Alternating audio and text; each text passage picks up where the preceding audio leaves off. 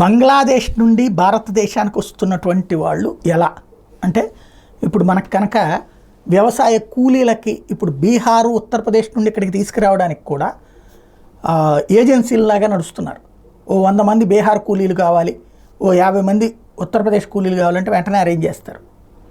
ఆ టైప్లో తయారైనటువంటి పరిస్థితి.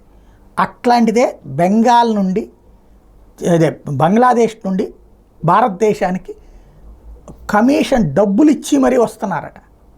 తాజాగా ఏదైతే పోలీసులు వివిధ ప్రాంతాల్లో వెరిఫై చేస్తుంటే త్రిపురలో 4గురిని అరెస్ట్ చేశారు.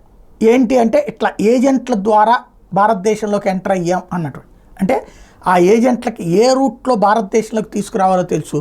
తద్వారా ఈ ఏజెంట్లను పట్టుకుని లేపేయకపోతే అవసరమైతే ఇప్పుడు ఎట్లయితే కెనడాలోనో లేకపోతే కనుక పాకిస్తాన్లోనో భారతదేశానికి సంబంధించి అన్యాయం చేస్తున్న వాళ్ళని గుర్తు తెలియని వ్యక్తులు లేపేస్తున్నారో అట్లాగా ఇక్కడ లేపేయకపోతే భవిష్యత్తులో వీళ్ళందరూ వచ్చాక మనం ఏం చేయలేం.